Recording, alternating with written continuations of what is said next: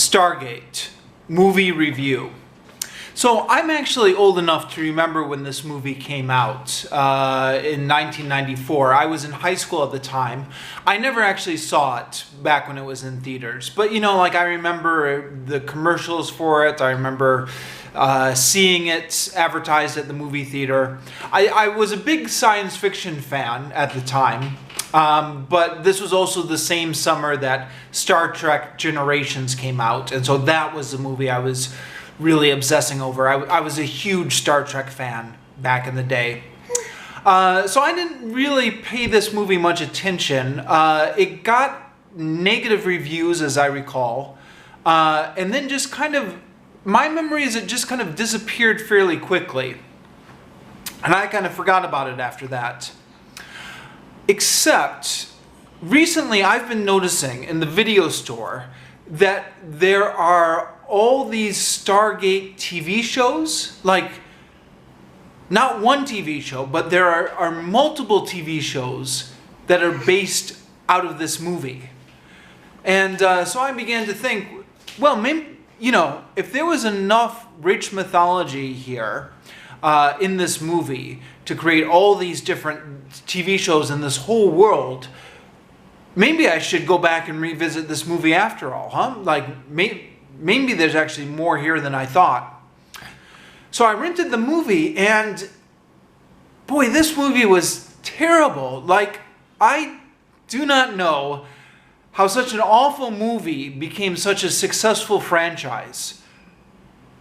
You know, maybe the TV shows are better than the movie. I don't know. But, yeah, the cast of this movie is good. So it's got that going for it. It's got James Spader. Is it Spader or James Spade? James Spader and Kurt Russell. I'm a huge Kurt Russell fan. And this is more of a side note, but it's got French Stewart in it. You know, French Stewart, he's a guy who kind of does a squinty eye thing. He was on Third Rock from the Sun. This was, I guess, before he got typecast in those comedic roles. So he's actually playing like a serious role here as one of the soldiers, which is vaguely, mildly interesting to see him in it after you know him from his other stuff. But this movie has just some of the laziest writing, like in terms of plotting. I don't know how this became a successful franchise. The writing here is so lazy. The premise itself is pretty far-fetched, but you know, like in a science fiction story, sometimes you have to give the initial premise a little bit of space. And you usually assume that if you do that, you assume that if you go along with the premise, then everything following will be more or less logical. But in this case, this movie just kind of abuses the good faith of its audience.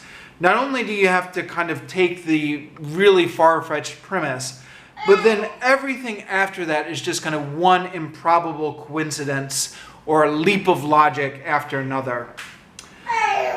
I'm not going to list all the plot holes, leaps of logics, and unlikely coincidence. It would just take way too long. And, you know, if you see this movie, you can catch them for yourselves easily. Except one of my favorites. James Spader's character accidentally discovers a wall panel which has written down the whole history of Stargate, which in itself is kind of stupid. Like, what, you know, what are they just kind of waiting for traveler to stumble upon this so they can get exposition for the whole movie? So it's just kind of a succinct summary of the story so far. And as he's reading it, he finds out that the god Ra has forbidden writing so that there would be no slave rebellion. Now, first of all, I think this is kind of stupid because there have been tons of illiterate slave rebellions throughout history. I mean, most people in the ancient world couldn't read or write, but there were still plenty of slave rebellions. But then, I mean, the obvious question is, if no one's allowed to write anything down, then how did this whole written history come to be in the first place? I mean, unless I miss something, that is just a really glaring logical plot hole in the movie. The action scenes are often just as ridiculous as the plot. The physics of is going on don't seem to make a lot of sense. One example, one of the bad guys puts on like these long nails, and you think, okay, he's got long nails, it's going to be like a Wolverine thing where he can stab people, but he just like scratches with these. So he's fighting Kurt Russell's character, and he gives Kurt Russell a scratch on the back with them, and Kurt Russell's like, oh, it scratched my back, and then they go back to fighting like it's just the stupidest weapon ever. And then lots of poorly designed or improbable science fiction space devices. Yeah.